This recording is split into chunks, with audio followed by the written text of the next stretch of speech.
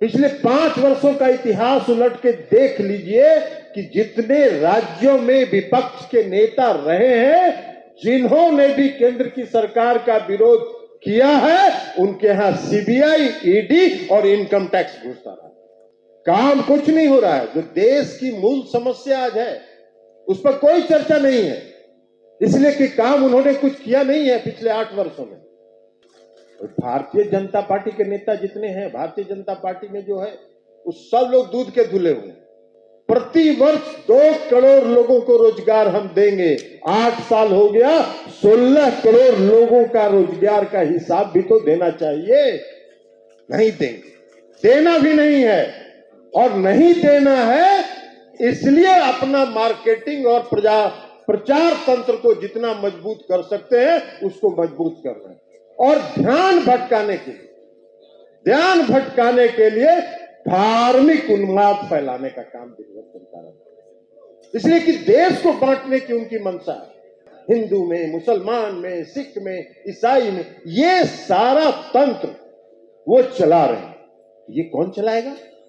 जिसको लोकतंत्र में विश्वास नहीं है, जिसको प्रजातंत्र में विश्वास नहीं है। वो चौथा स्तंभ भी हिला दिया, उस पर भी कब्जा कर लिया।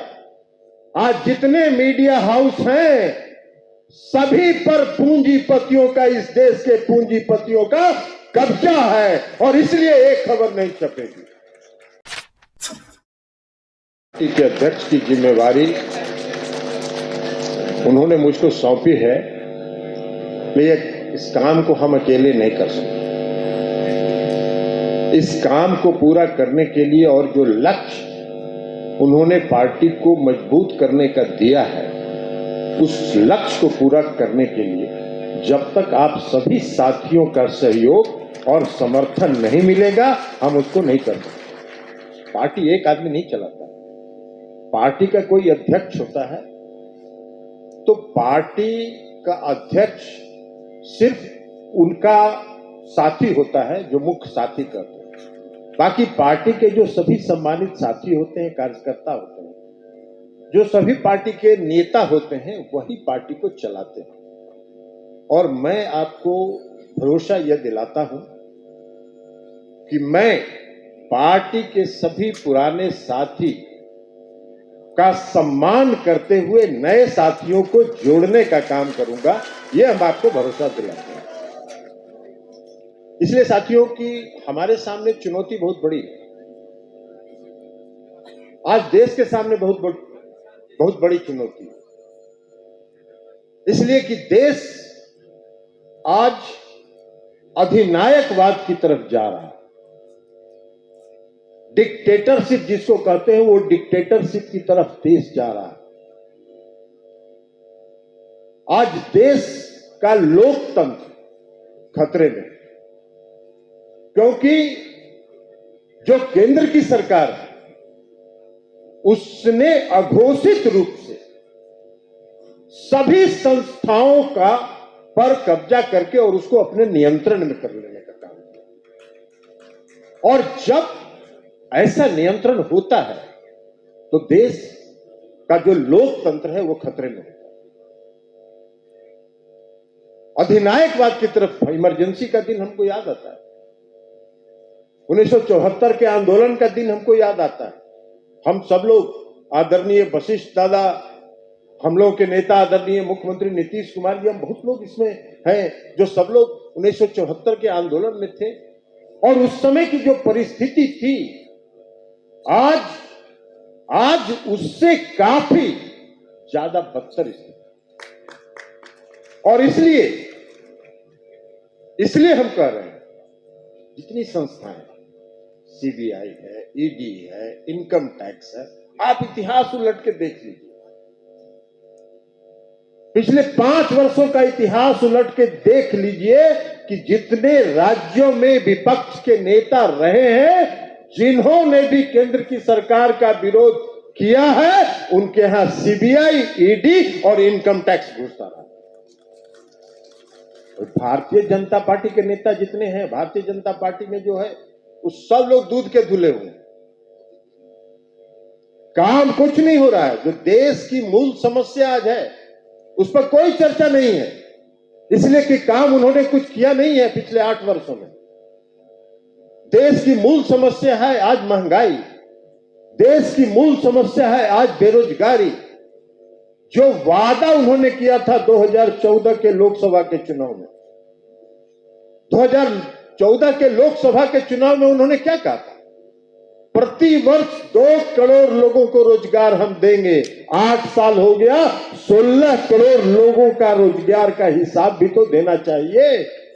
नहीं देंगे, देना भी नहीं है, और नहीं देना है इसलिए अपना मार्केटिंग और प्रचार तंत्र को जितना मजबूत कर सकते हैं उसको मजबूत करना है, और ध्यान भटकाने के लिए धार्मिक उन्माद फैलाने का काम दिन भर चलता रहता है। इसलिए कि देश को बांटने की उनकी मंशा है। देश के जो लोग हैं, देश के अंदर विभेद पैदा करने की उनकी योजना है। हिंदू में, मुसलमान में, सिख में, ईसाई में, ये सारा तंत्र वो चला रहे हैं। ये कौन चलाएगा? जिसको लोकतंत्र में विश्वास नहीं है, जिसको प्रजातंत्र में विश्वास नहीं है। आपने कहा कि 2014 में कि जब हम सत्ता में आएंगे हर घर में 10 लाख, हर गरीब के घर में 10 से 15 लाख रुपया पहुंच जाएगा। अरे भाई 2, 4, 10 ठो का भी तो नाम बताओ जिसके घर में 15 लाख रुपया पहुंचा दिया आपने। एक को नहीं पहुंचाने का काम। तो देश की जनता हिसाब नहीं मांगे, इसलिए पूरे देश को भटकाने का काम किया जाए। आज लोकतंत्र खतरे में। सभी जो संवैधानिक संस्थाएं हैं उन पर उनका कब्जा, अघोषित रूप से कब्जा। और एक था पहले चौथा स्तंभ लोकतंत्र का चौथा स्तंभ कहा जाता था मीडिया। वो चौथा स्तंभ भी हिला दिया, उस पर भी कब्जा कर लिया। आज जितने मीडिया हाउस हैं सभी पर पूंजीपतियों का, इस देश के पूंजीपतियों का कब्जा है, और इसलिए एक खबर नहीं छपेगी। भाई आप हिमाचल में हार गए, आप सत्ता में थे, आप दिल्ली के कारपोरेशन के इलेक्शन में हार गए, उसकी कोई चर्चा मीडिया में नहीं हो रही है।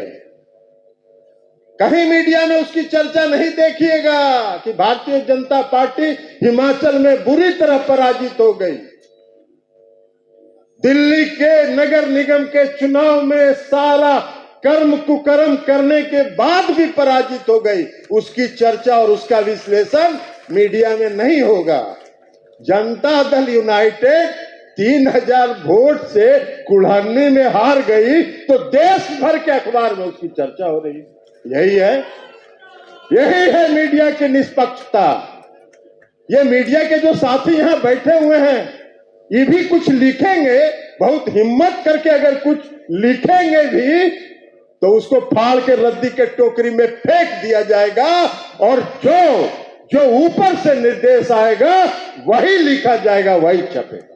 ये है लोकतंत्र, ये है प्रजातंत्र।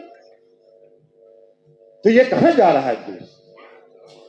और इसी संदर्भ में, इसी बैकग्राउंड में हमारे नेता आदरणीय मुख्यमंत्री नीतीश कुमार जी ने राष्ट्रीय जनतांत्रिक गठबंधन से अलग होने का फैसला किया और महागठबंधन में बिहार में शामिल होने का इन्होंने फैसला किया। यही कारण है क्योंकि देश नेता ने इस बात को महसूस किया कि आज देश के सामने चुनौती है, देश का लोकतंत्र खतरे में है, देश अधिनायकवाद की तरफ बढ़ रहा है, और इसलिए इन्होंने ये फैसला किया। हमारे नेता, कई साथियों ने कहा, आप भी बहुत प्यार से कहते हैं, भाई हमारे नेता में काम करने की दिशा भी है, दृष्टि भी है और उसको कार्यान्वित करने की क्षमता भी। कौन सा काम 2005 में जब बिहार के मुख्यमंत्री के रूप में नीतीश कुमार जी ने सत्ता संभाली, 2005 से लेकर आज तक जितने काम है इनको, एक एक काम को देखिए, पूरे देश में नजीर बना है, पूरे देश में नजीर बना है। आप शुरू करिए साइकिल योजना से, आप शुरू करिए पोशाक योजना से, आप शुरू करिए अति पिछड़े वर्ग को और महिलाओं को पंचायती राज व्यवस्था में और नगर निकाय में आरक्षण देने से लेकर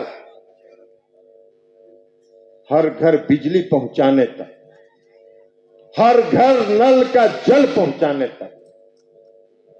क्या है आज बिहार में? जब मुख्यमंत्री नीतीश कुमार जी ने साइकिल योजना चलाई, पोशाक योजना चलाई,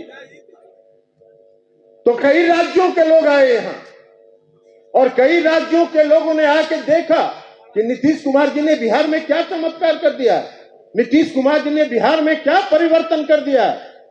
यहां से देख के गए, उन लोगों ने अपने अपने राज्यों में उसको लागू किया।